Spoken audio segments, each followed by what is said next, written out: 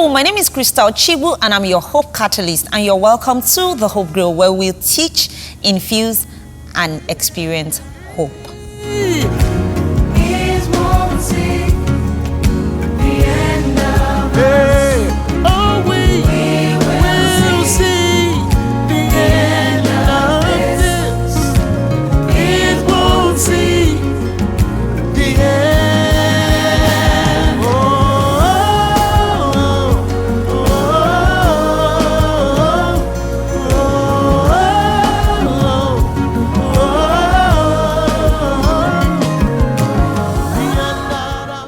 With me today on the grill, I have Pamela. She's an entrepreneur. She was a project coordinator, HR specialist, facility manager, and now she's helping families bond with the food that she cooks. And she's just an amazing, amazing Pamela. She's a wife to one man and a mommy of two boys. You look so trim, even with all the food that is around you and everything. But really, for me, you've gone into HR, you've done project management, and now you're managing food. Why food? Wow. It's the story of my life. I can say that I have done so many things, and at the end of the day, food found me. So some years back, about 3 years ago, I was at a junction in my life where I needed to take a decision on what to do. I had a business running. I worked with my husband. We had a business running, and we were at the point where we needed to close up that business. And so I went for a training. I went for 2 trainings simultaneously. One was about family, and another one I thought was going to be for online business. But at the end of the day, the coach said, what is your story? Reach into yourself and find a story. And I was saying so many times, and she was like, that is not your story. Then I got to a point where I found a story, and she said, that is your story. And it had to do with food.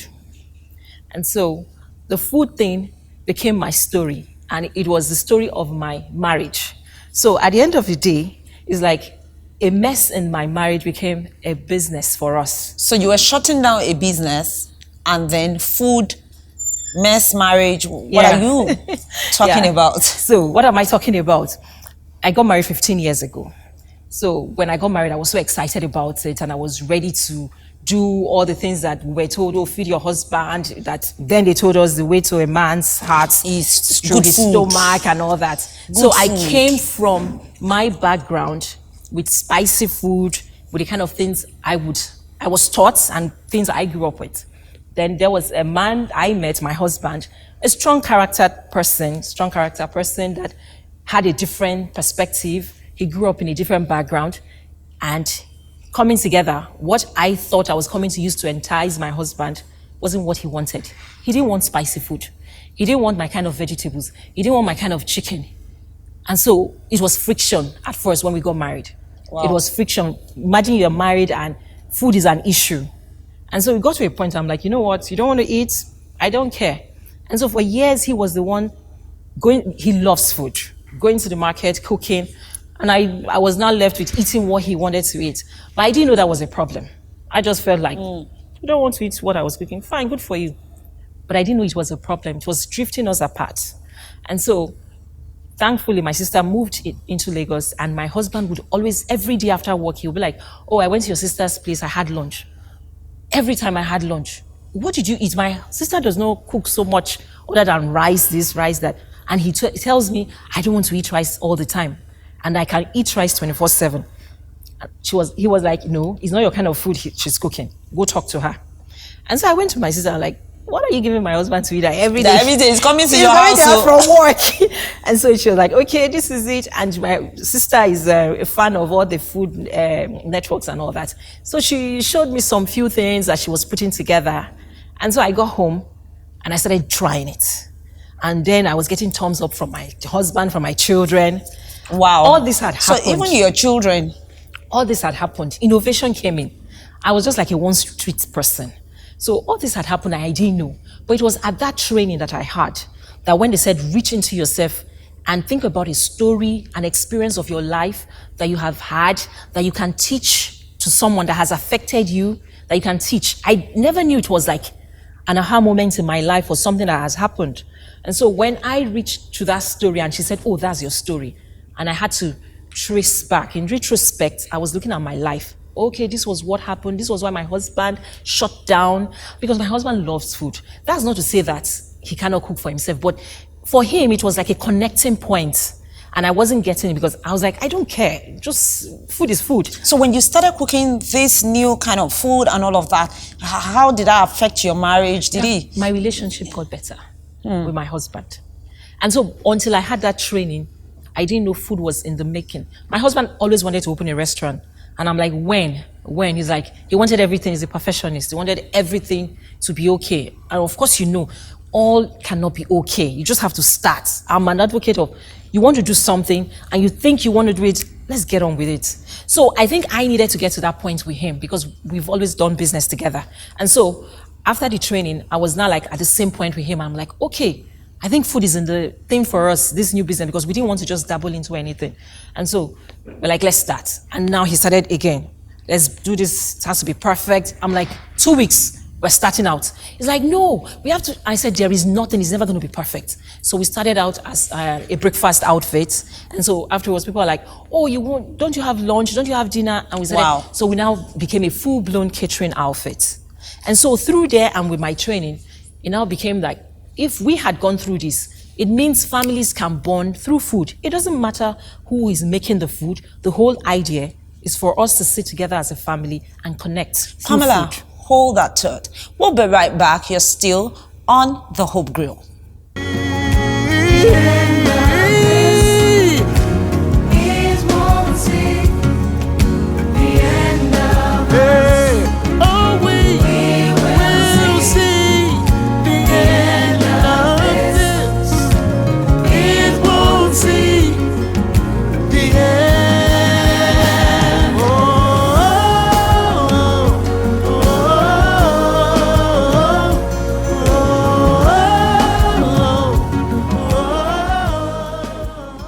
Welcome back. Pamela, you started talking about food, being a foodpreneur, now becoming something to supporting families. What really, why did you think in that direction? Because, you're cooking, you're making money, you're fine, your marriage is now fine. Why did you start thinking of other people and their own families?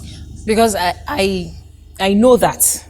Because I have gone through it and having conversations with people, I know there are people who are having same issues, but not knowing that it's affecting their homes. Sometimes we get to be praying and doing all sorts of things when all what we needed to do was maybe add a pinch of salt or remove the salt. So it's like listening to each other. So when I found out that being an issue for me and over the years, it affected my home, I'm like, I'm sure there are other people out there. So I did a sampling. I went out on Facebook and I said I wanted to talk about home management, pantry management and different things if you wanted a free session with me. And I got people and we got talking. And so across board, I got a lot of feelers and responses from people who had issues and they're just like, I don't send, I don't care about it. But forgetting that if one aspect of your home or if one aspect of your relationship is not balanced, there will be issues in that home. And why are we married? It's not because we want to be happy. Exactly. So that was how it happened, that I'm like, okay, now I can help families bond through food. So can you share examples of families that you've worked with? I know once someone told me about your organization, how she had a very small budget and she needed to do, I think, a birthday party for their child. And you were able to work with their small budget to be able to achieve their dream of wanting to have a birthday party for their child. So how does it work with you? How do you work with families? How do you work with people? Okay, I think in everything, even in business, your personality will come through in everything. And so for me, my personality, I'm a simple person. I'm like, I want to do this. Is that where you got the name of your business from? Yeah, we say... Because you're a simple person. And we say we are creating simple meals. They might look complicated, but we want to make it simple. Let's keep it simple. Okay. So I believe that, yes, you might have people that want to pay the thousands, and yet there are people that want to pay the low budget, that want to pay the low prices because they want to celebrate. The whole idea is, I want you to eat. I want to add color to your event.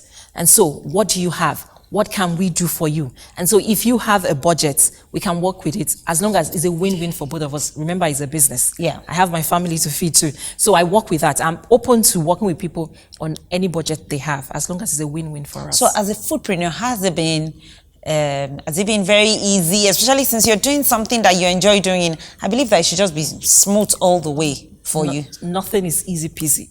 Nothing is ever easy peasy. You know, when we started out, it's for you to say, oh, I can cook, I can do this. And it's for another person to say, okay, come and cook, or come and handle this event for us. So you need to have that opportunity where someone will say, come. And so initially it was like, okay, are you sure? So we got friends making referrals, coming to, oh, they're fantastic. And over time, it got to a point we are swamped with work. And we're like, okay. And people are like now making raving comments, oh, your food is nice, if I could say so myself. Yeah, yeah. I mean, I've had your food. I absolutely think your food is nice. Your food tastes really very amazing. Thank you. So we've had that. We've got good referrals and people saying, oh, sometimes I get somewhere, I'm like, oh, simple meals. And so it's kind of interesting, and it's like a reward for you to say when someone looks at you and like recognizes that, oh, you are so and so person behind the brand and all that. So it's been interesting, but it hasn't been like that all the way. But we had to work on it like every other thing. So what work did you do to help your business to get to that, or to this level where today you can say, okay, it's not still where we want to be, but we can say we've come a long way? Like one of my coaches would say, do what you say you would do. So if you say you are going to do this, do it. Let me give an example, a quick one. Somebody wanted me to come cook out of town, and I said, we cannot have this, is XYZ amount. And she's like, oh, I'll get back to you, and we didn't get the job. And the person that introduced us said, oh, you should have accepted at her price. There is a way caterers, they do this thing. That means if you say you want 100 plates, I would agree, 80. And I'll go to the site and I'll give you 80. And I'm like, no, it's not in my personality, it's not in my character. I cannot do that. If I'm promising 100, I get to the site and I do 120. People can attest to that. I do more than you ask for. So I cannot do that. So for me, that is a plus for me. And people say that. And so it helps us. And people are like, oh no, if it's you, be rest assured it's going to come out well. And so that's it. We had a couple, they didn't have money for their wedding to say, a budget wedding, a low budget wedding. And we're like, could just come with what you have. And we fed like 300 people. And everybody was like, wow, how did you do this? So every time it's not about profit. Sometimes it's about social responsibility. It's about love. It's always about love. And so because I say food is love that you're giving people practically to eat. So you must embody that in every way. I mean, right now, I feel like becoming a foodpreneur because you just make it look so easy and simple. And so for people that do not love cooking and, you know, they still want to bond their families together with food, what would you suggest that they do? I want to correct the notion. You mustn't be the one to cook. The whole idea is to feed your family. It's not that you must be the one to cook. If you cannot cook and it's acceptable between you and your spouse that you are not going to cook, someone else is going to cook, it's okay. But the whole idea is let there be love, food spread out on the table for us to connect. Because when we go out all over the place, there must be a connecting point for us. And when you come home, food is there, connecting. That is where we sit down at table, not discipline anybody, but sit down and communicate. You're saying something very interesting. Are you an advocate for families sitting together and eating together? As much as you can. I work on the island. My husband works out of town. Let's find a day or two. You know, so how do we manage that? Let's find a day or two. Why are we running around? See, when you define what family is to you, you would work around it to achieve that bond. Because give them 10, 15 years, they are gone. And when they go, you're just left with each other. What are you going to be talking about? Then you look back in retrospect and you say, my life, what was it about? Did I have fun? You must have fun along the way. Don't look for the big destination, but have fun as you are going. And so, how do you want to make food fun now? I don't like Gary ounce. Every time that I see swallow on my plate, it doesn't. But I want to be able to swallow. So how do I make it fun? Gary is not the only swallow we have. There are other ones. So that's why you sit down as a family, like, okay, what do we want to eat? What can we put on the menu? What don't we want in the menu? I'm advocate for family meetings. So let's have family meetings. Let's be a democratic family. What don't you want in the menu? What do you want? Let's have a sell and buy. But at the end of the day, let's have fun. And you just talked about menus. Do menus work in this part of the world? It works. It works. It works for people that it works for. So what would be your suggestion when it comes to menus? Because I mean, I have tried it. I try. But I think what happens is after a while, I just say that, you know, they get bored. They just be like, oh, you juggle it up. Yeah. You juggle it up. Like maybe what we had on Monday, maybe we've had it for like 2 months, 3 months. We can swap it to be another day, or you do it in another form. You say spaghetti and meatballs. Instead of having meatballs, you put the minced meat and just put it around it. And if there's somebody out there that really wants to, you know, they don't know what next, they are at that crossroad, they are really confused as to what to do with their life and, you know, their business. Having gone through it, what would you suggest to them to do? Slow down. Just slow down, take a breather, and take a pen and a biro, and think. Think about your life. Think about the things that you do. What comes easily, effortlessly to you? Those things that you do and you don't think about it. When you think about all the different ideas, I know sometimes, like me, if you are sitting with me per second, ideas are dropping in my head. So think about it, write them all down and say, what can I teach? What can I use to make money? Because if it doesn't make you money, it's no business. It's a hobby.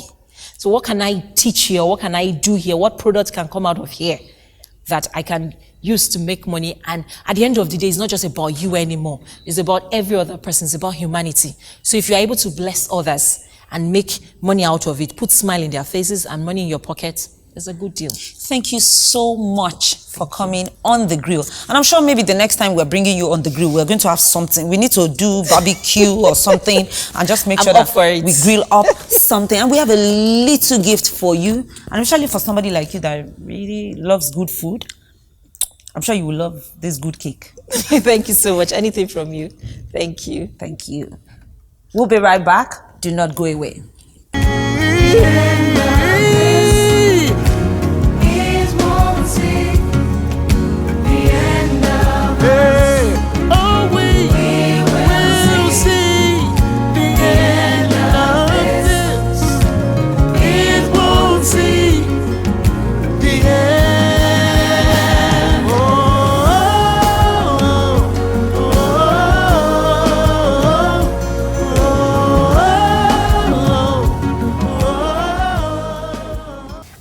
At the Hope Grill, my husband wants my life to revolve around him. It's frustrating. I can't keep quiet again. I need to deal with the issue. What do I do? Well, I think first you should just gloss over the fact that somebody wants your life to revolve around his. But hey, getting a little bit serious here. I think it's a communication problem, and you both need to find time to be able to sit together and talk through it. What does revolve your life or revolving around his, what does that mean? You need to understand from him what he really wants you to do, and then also help bring him to the point where he understands you. So it's really communicating better and in a better way. And I'm sure that you will see, because if you really check also, it's possible that that's even something that brought you people together. So once you guys talk about it, I'm sure that you'll be able to resolve it and you will have such a beautiful time. Quote of the week. Nothing is better than going home to family and eating good and relaxing. I believe you must have had an amazing time with us on the Hope Grill today, where we talked with Pamela and we realized that families can bond together with good food. And I hope that you're going to ensure to do that to yourself and your family. And until I see you, I want you to be hope. I want you to do hope, and I want you to give hope. Bye.